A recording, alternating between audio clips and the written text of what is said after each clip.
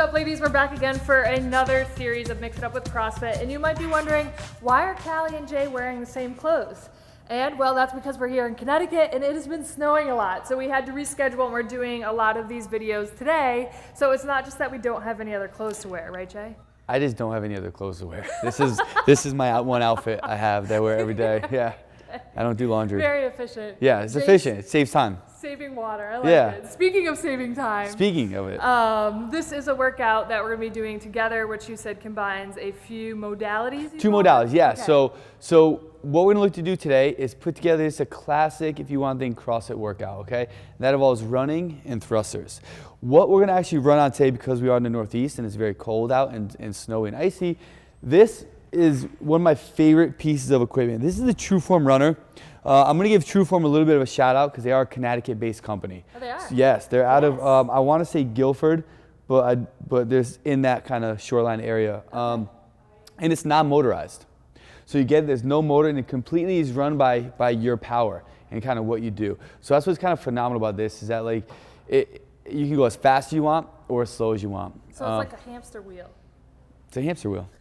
It's a very pretty hamster wheel. Awesome. Yeah. So the next movement that we're going to incorporate then is going to be a barbell thruster. So I'm going to have you kind of demonstrate that.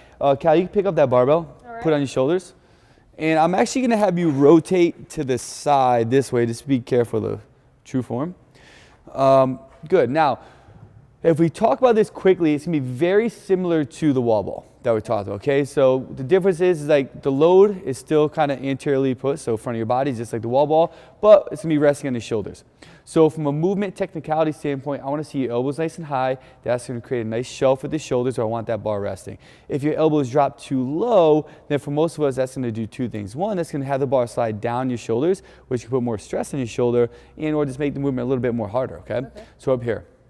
Loose grip, you don't need to kind of have a death grip in the bar. So you can even loosen up your grip a little bit more. Callie has some pretty good mobility here, so you can see that she can get a pretty decent grip on the barbell. Your feet are going to be in your squat stance, okay? So that's hip width to shoulder width apart, slight angle of the toes. As Callie squats, we're going to make sure that her crease of the hip gets below the knee, so same depth that we talked about with the wall ball. As she stands up, she's going to get a big drive through her legs. There is a timing component to this movement though. Okay. So what that timing component is a nice transition from the power of the leg extension into the press.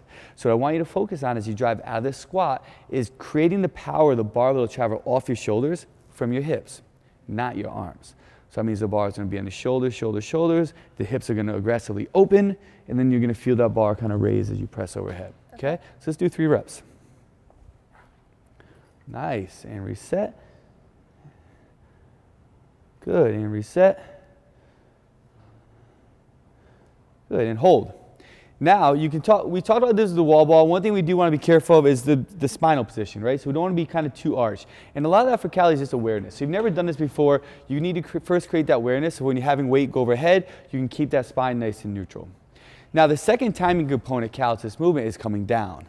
So I want you to work on your shoulders, okay? As you're lowering the barbell, delay the squat. So as you make contact with the shoulders, the elbows stay high because you're loading through the triceps and front shoulder. And then as that weight makes contact, then you start your squat. Okay. So let's do one movement, and your focus on this movement is proper timing on the way up and then on the way down. Okay. Go ahead.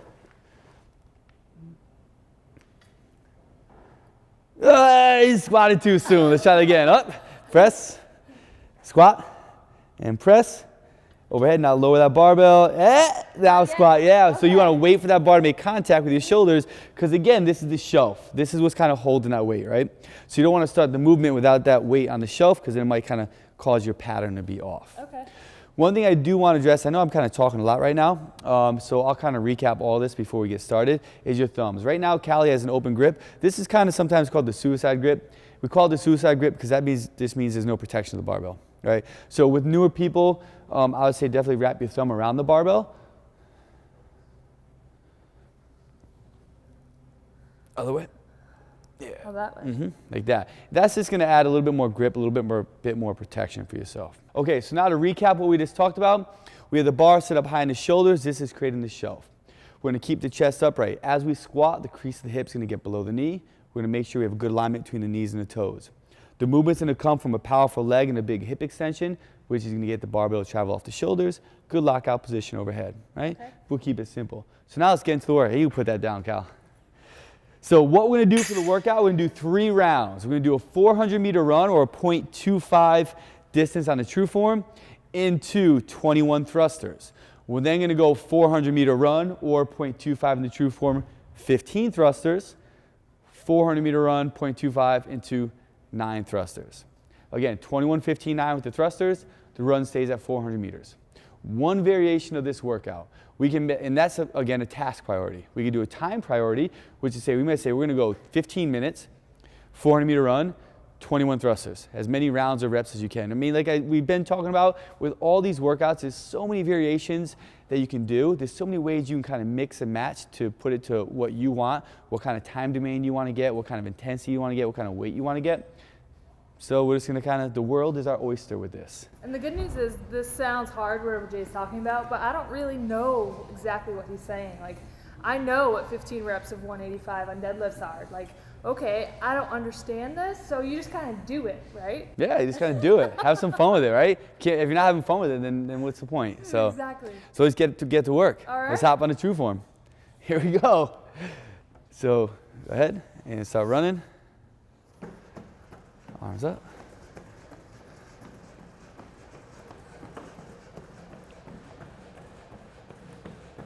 All right, so that's 0.1 of 0.25.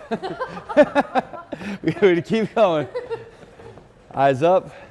Now you can definitely feel the difference in the true form if you're not used to it, because it operates by you and it's not motorized, okay? So you have to kind of make sure that you have good running form. If you start leaning out too far in front of your body or you start kicking too much, it's going to cause a lot of kind of unwarranted movement. So Callie's making good corrections because this is the first time she's ever been on it. Now let's make the transition to the barbell. And let's pick that barbell up.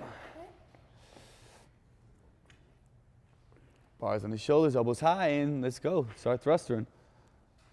1, 2, keep that stomach tight in the bottom. Get a good lockout up top. Head through, bars back by your ears. There you go, in bottom position, keep your elbows up. 6, get that bar in line with your ears. 7,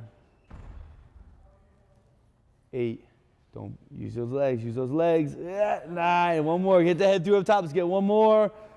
Good. And let's put that bar down. So, a few quick things you can see as Callie started going and fatigue started setting in, right? You can feel kind of like the movement pattern be off, like the bars out here a little bit. It wasn't quite being locked out. Press up, use your arms. And again, that's where you need to really control your intensity with your level, right?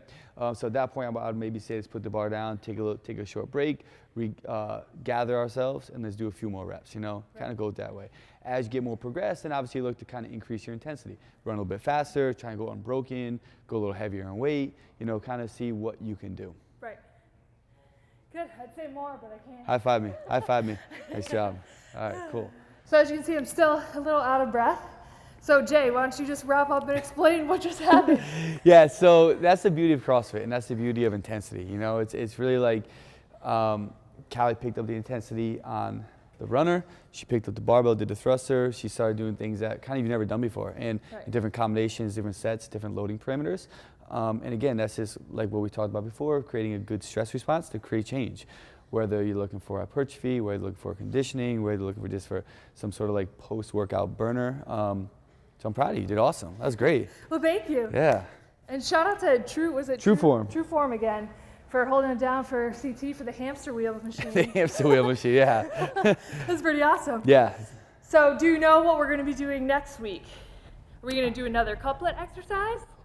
I can put together something, or we can even kind of view poll the viewers and see kind of what kind of combination they want to see or thoughts that they have. It's kind of completely up to you. Yeah, maybe they could give us some suggestions if you want to comment on this video and let us know. Maybe they want to see some burpees. Oh, we could do, that's a great idea. We could put Callie through a nice little burpee box jump, kind of squat workout, okay? Yeah. Or even we can do upper body pulling with burpee box jump and kind of start matching different modalities. So modalities is weightlifting, gymnastics, and conditioning, right? Monostructural. So now we can start mixing and matching different modalities and really kind of get more creative with what we're doing.